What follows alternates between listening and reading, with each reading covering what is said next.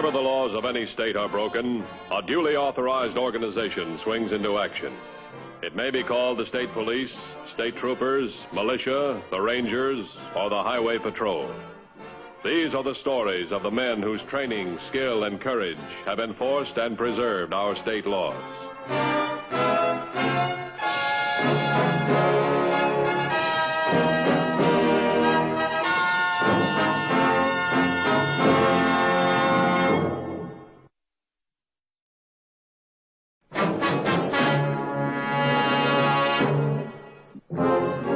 Distance is always a factor in law enforcement, something which is sharply pointed up by the scattered and seemingly endless areas which come under the jurisdiction of the Highway Patrol. With such a large area to cover, routine inspection tours are a necessity. On April 12th, while making such a tour, the head of the Highway Patrol came upon a hitchhiker. Not an ordinary hitchhiker, for this one was a doctor. He was also on a routine tour.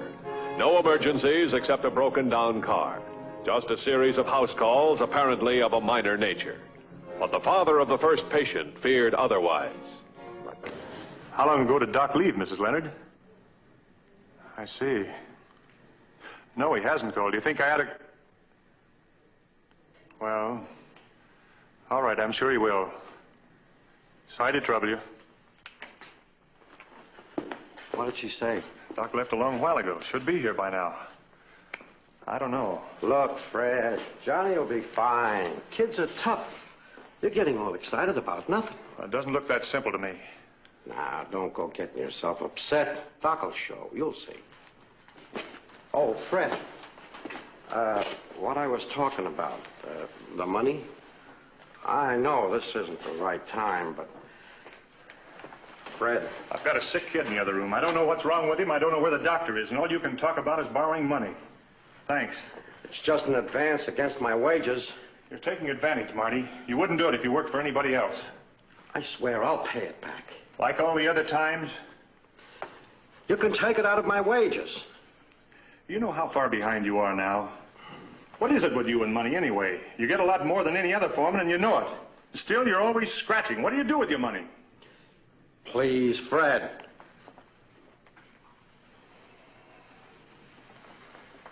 I'm sorry. Guess I'm taking it out on you because I'm worried about Johnny. Here. Thanks. This time it's just a loan. You'll see. Sure. I better see how the boy is.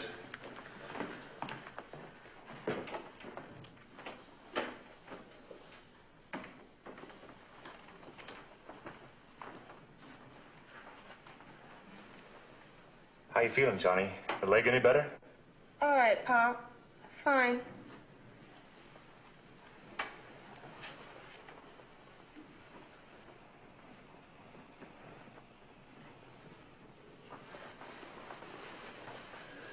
Is it any worse? A little bit. It's nothing, honest. Doc Leonard ought to be here real soon now. He'll fix you up in no time. Gosh, Pop, I don't need a doctor. I'm all right. Of course you don't. But we'll let him have a look just to be sure.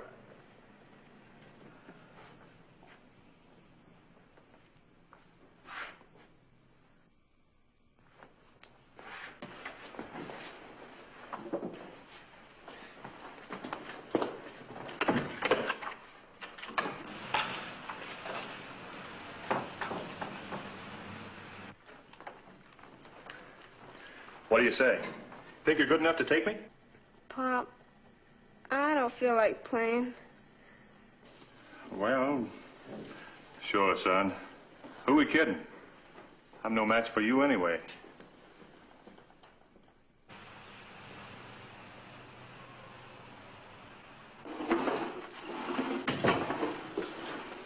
Oh, what did the doctor say? He's not here yet. Well, how does the boy feel? Is there anything I can do? Relax, Doris. He's not your kid. And so it shouldn't make any difference. Is that it, Marty? Look, let's not make a big thing out of it. That's the way it's supposed to be. Take. Always take and never give. Like you've taken from Fred Bell all your life and never given anything in return. So you're going to start that again. Let's make it short and sweet. I don't owe Fred anything. Not a single thing. We started out together. We wound up different. He owns the ranch. I worked for him. He got luckier than I did. You satisfied? Luckier? What's that mean? It's always somebody else, isn't it? Somebody else's luck or break or fault. It's never you, is it? You don't know what you're talking about. Who do you think you're fooling? Fred Bell, because you borrow his money to gamble with? That make you a big man? Look, can't you see you're only fooling yourself? Will you shut up, Doris? Are you afraid, Marty? If you weren't an old friend of Fred's, then what? Where would we go? And who would you have left to blame? Me? I'm better off listening to Fred Bell than I am to you. And just as soon as Doc Leonard says okay, I know where the trout are biting. How does that sound, Johnny? Swell, Pop. Oh, big fellas, too. Real whoppers. Well, we gotta get... Be right back, son.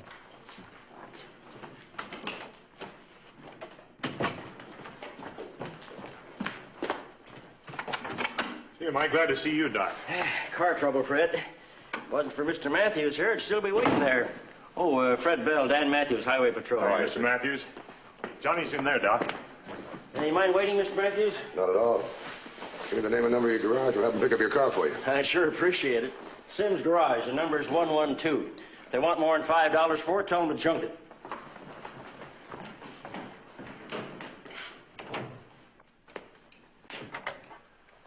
$112, please.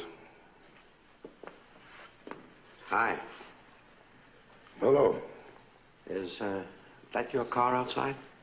Yeah, I gave the doctor a lift. I'm Dan Matthews, Highway Patrol. I'm Marty Gower, Mr. Bell's foreman. How are you? Oh, excuse me. Sims Garage? I'm calling about Dr. Leonard's car. He had a breakdown on the highway.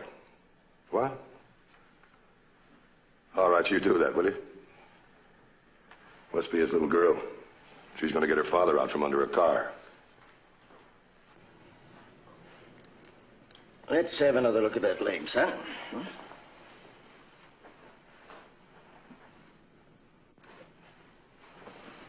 When'd you say you stepped on that nail, Johnny? Day before yesterday. It's nothing. It's... How'd you treat the wound, Fred? I washed it good. Put iodine on it. Doc. Oh, fine, fine. Won't be too tough to stay out of school a couple of days, will it, Johnny, huh?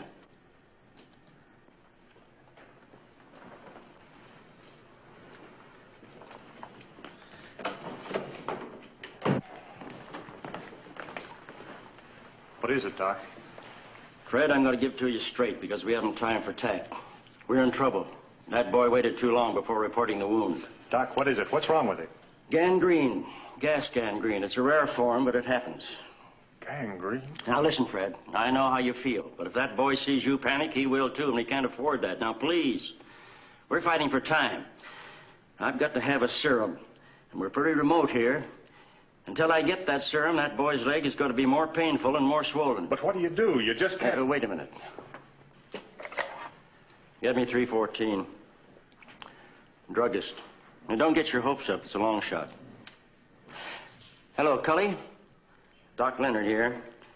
Have you got a gas gangrene serum on hand? Looking. Huh? You have? No, I can't use it. Sorry. Now, thanks anyway, Cully. I was afraid of that. Expired a year ago. Where can we get that serum, Doc? Clark Medical Center's our best bet. They'd have to put it on a plane to Mason City. Someone would have to drive it here. It's a long drive. Well, if we're fighting time, let's do it right. Get your hat. Come on.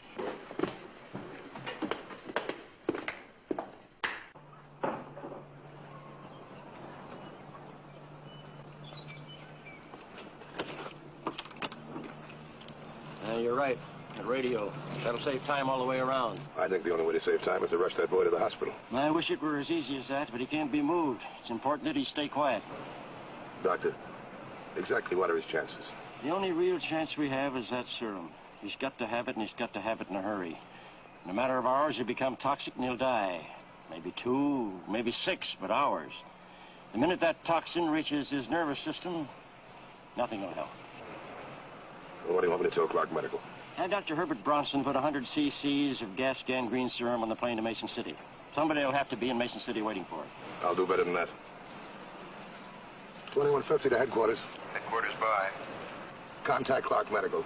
Have Dr. Herbert Bronson put 100 cc's of gas gangrene serum on the first available plane to Mason City.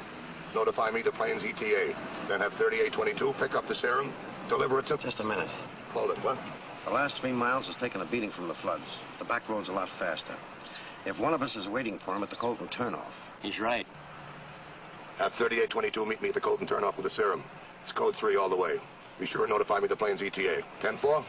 10-4. Yeah, you know your way around in an emergency. At least that gives us a chance. Anything else we can do, Doctor? No, I don't think so.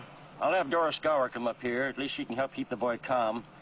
Just get back with that serum as quick as you can. I'll start loading the boy up with penicillin. There's really no need for you to make the ride, Mr. Matthews. I could pick up the serum and streak right back here. I know these roads like a book. Fine, then why don't you ride with me? Okay, but weren't you going to wait to find out when the plane gets to Mason City? That's what radios are for. And this is one time nobody could afford to be late. Hop in.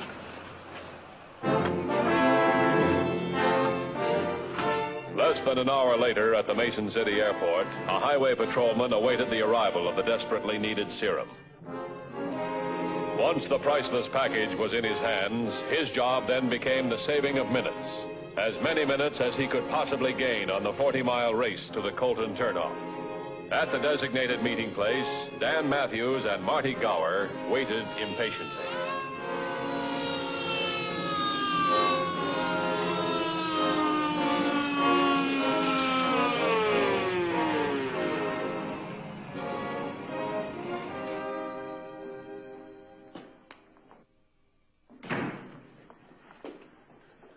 What's keeping them? They could have walked that distance by now. It's a rough road, Fred.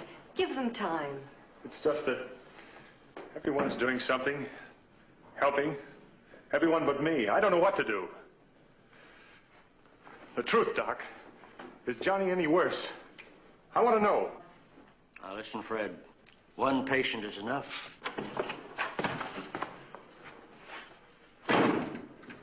Marty here? No. No, where's the serum? The serum's gone. So is Marty.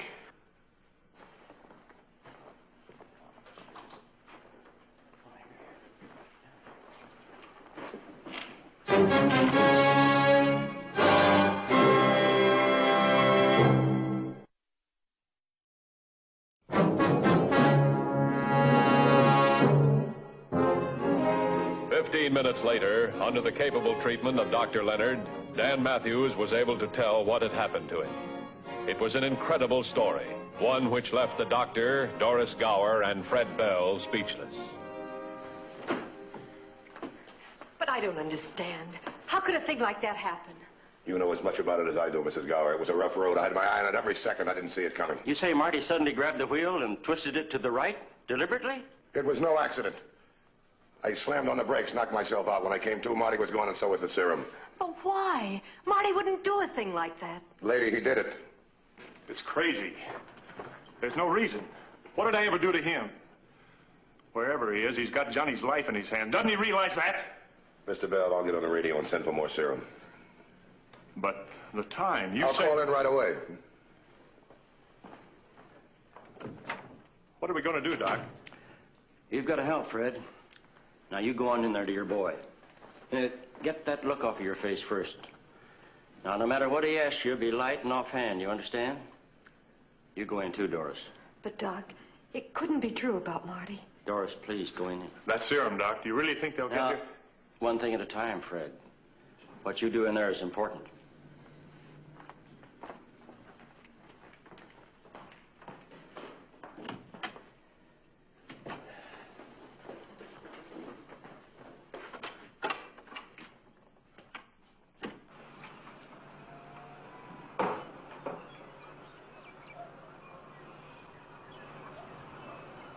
As fast as possible, 10-4. You order more serum? Yeah. Level with me, Doc. Can the boy last that long? I doubt it. But we haven't any choice. What else can we do? Well, the only thing I can do is try to find Marty Gower. What is it? I'll ask the same question Fred did. What sort of a man would do this? Well, let's ask his other question first. Why? All right, then, why? Well, there's a lot of possibilities. Some of them are pretty rough, but you keep running up against them all the time. Name one that makes sense. Revenge? Fred and Marty have been friends for 11 years. How about money? What? Well, Bell's a wealthy man. People have been held for ransom. Why not the same thing with serum if it's badly needed? Oh, no. Well, these are possibilities, and you ask for them. Look, Doc, you and I work a lot alike. You look for symptoms, I look for motives. This time we're trying to beat the clock. Well, that makes it rough. What are you going to do? The only thing I can do. Try to find Marty Gower.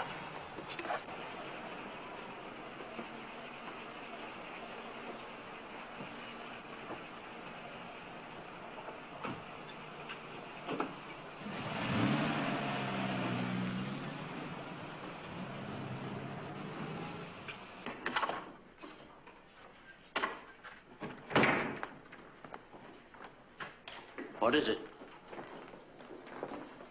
His leg. It's so swollen.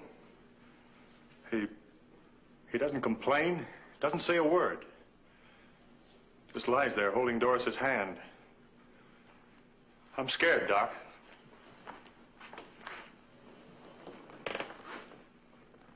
I've never been so scared. Everybody's doing all they can, Fred. Matthew's out looking for Marty right now. Doc. You better stay out here for a while. Doc. I'm sorry. What for? You're just a man who's worried about his kid. Do you know of anything else more logical?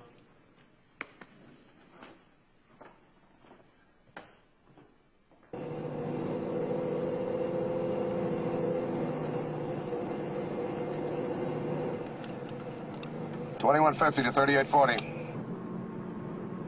3840. Come in, 2150. My 1020 is 2 miles past Rollins Fork. You headed this way? 3840. My ETA is less than 10 minutes. You know the back road from the Colton turnoff to the Bell Ranch? Know it well. Meet me 1 mile into the road from the turnoff. You're going to be there ahead of me. I have something else to do first. 10-4? 10-4. The close cooperation which exists between various law enforcement bodies is in itself the best guarantee of keeping the peace. And this time was no exception. At the local sheriff's substation, Sheriff John Cook proved to be the single law enforcement officer for the large, sprawling rural area. He was eager to help in any way he could. This kid at the ranch, he's going to die unless we find that serum. Now, before the crack-up, we had the serum in the car along with Gower. Now, Gower and the serum are missing. We got to find him. That's a terrible thing, Mr. Matthews. Terrible. How about this Gower? You ever had a run-in with him? Has he ever been off base? No, he gambles a little, but that's about all. It's a rough deal, isn't it? No starting place. Got to make one. That clock keeps moving. What do you want me to do? Well, from the Colton turn off to the ranch. As many minutes you've got, fan them out through the area. See if they can pick up a sign of Gower, a trail, anything. It's a big area. It's going to take time. We're fighting time, Sheriff, especially a 10-year-old kid. I'll get on it right now. Okay. Headquarters to 2150. 2155. Have information you requested. ETA of plane in Mason City is 140. That's NG. Look, run a make on Marty Gower. Get back to me as soon as possible. 10-4. 10-4.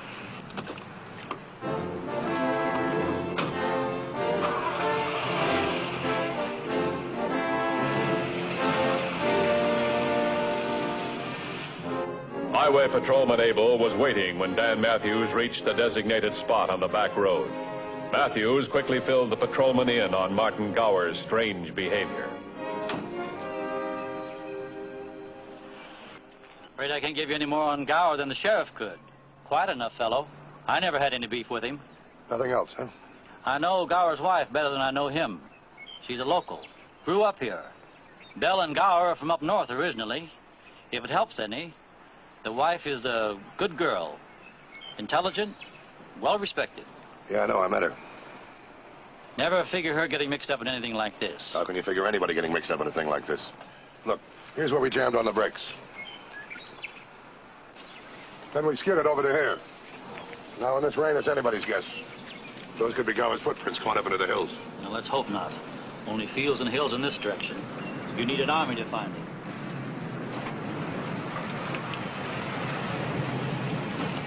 Any luck? I was just going to ask you that. I got about 10 men working in the field now. More as soon as they get here. We're branching off at the turnoff and working north, like you said. Well, I appreciate it, Sheriff. As long as you're covering here, there's something I can try. I'll be at the Bell Ranch if you want me. You stay here and give him a hand, then meet me there. I want you to lie still, son. If you want anything, ask for it. But you need rest, you understand?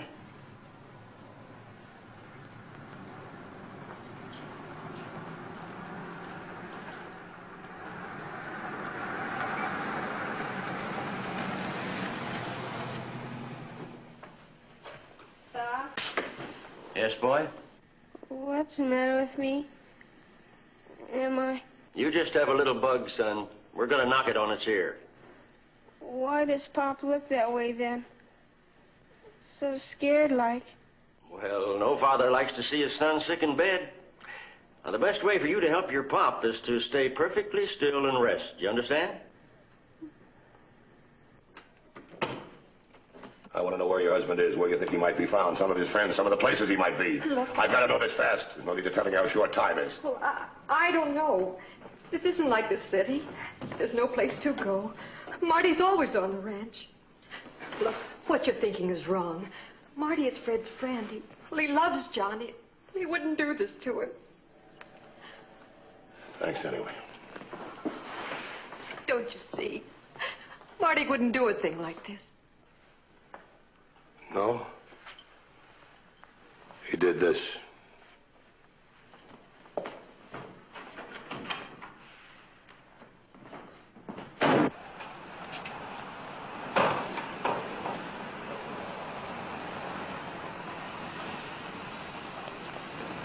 Anything? Nothing.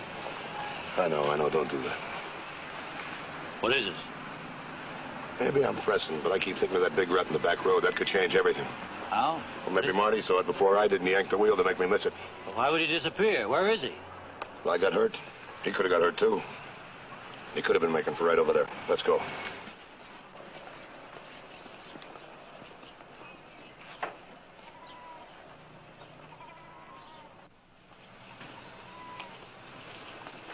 But you try over there.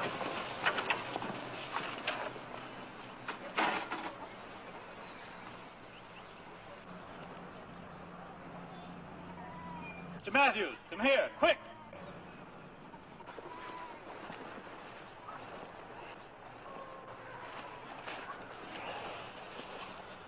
Well, get that package up the house. I'll take care of it.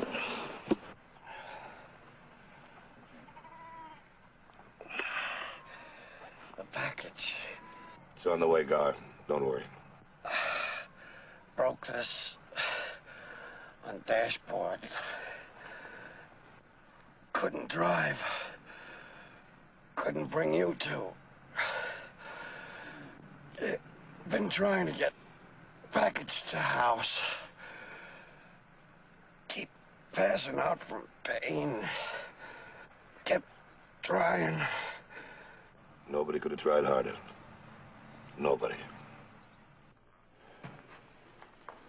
I'm grateful, Mr. Matthews. I can never tell you how much. No matter what happens in there. Marty Gower deserves all your thanks, Mr. Bell. And look, everything's going to be all right in there. Just keep believing that, will you? 10 years old. The package was in good shape. The dry ice held. Doc's sure of it. Doc? It's going to be rough for a while, Fred, but he'll make it. That's definite. Thank heaven.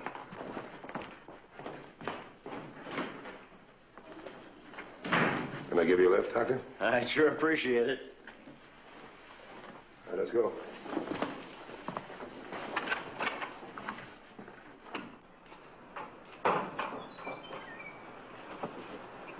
Well, let's watch out for those holes in the road this time, eh, Dan?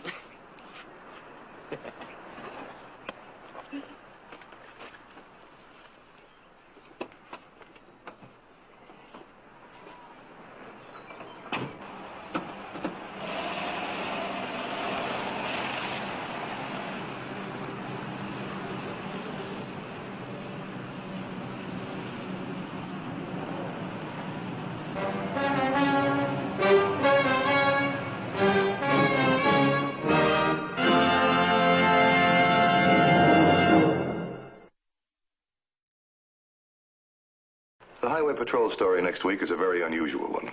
We hope you'll be with us. Until then, remember, the clowns at the circus, they're real funny. But on the highway, they're murder. This is Broderick Crawford saying see you next week.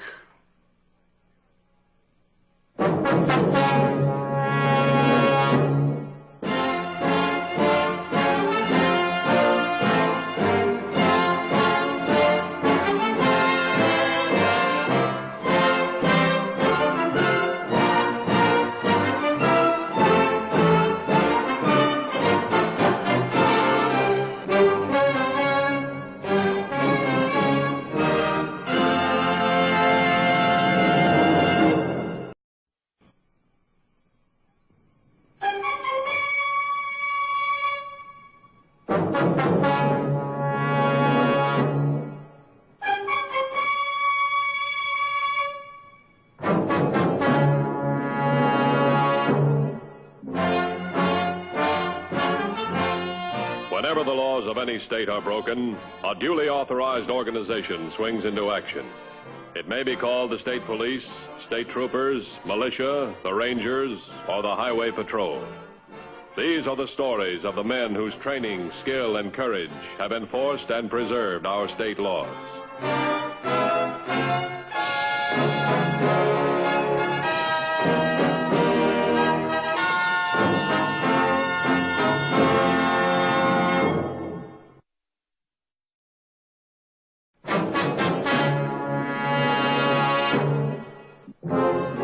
Distance is always a factor in law enforcement, something which is sharply pointed up by the scattered and seemingly endless areas which come under the jurisdiction of the Highway Patrol.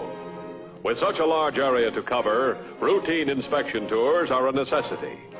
On April 12th, while making such a tour, the head of the Highway Patrol came upon a hitchhiker. Not an ordinary hitchhiker, for this one was a doctor. He was also on a routine tour. No emergencies except a broken-down car. Just a series of house calls, apparently of a minor nature. But the father of the first patient feared otherwise. How long ago did Doc leave, Mrs. Leonard? I see. No, he hasn't called. Do you think I ought to... Well, all right, I'm sure he will. Sorry to trouble you. What did she say? Doc left a long while ago. Should be here by now. I don't know. Look, Fred, Johnny will be fine. Kids are tough. You're getting all excited about nothing. Well, it doesn't look that simple to me. Now, don't go getting yourself upset. Doc will show. You'll see. Oh, Fred. What I was talking about, the money. I know this isn't the right time, but... Fred. I've got a sick kid in the other room. I don't know what's wrong with him. I don't know where the doctor is, and all you can talk about is borrowing money. Thanks. It's just an advance against my wages. You're taking advantage, Marty. You wouldn't do it if you worked for anybody else. I swear I'll pay it back.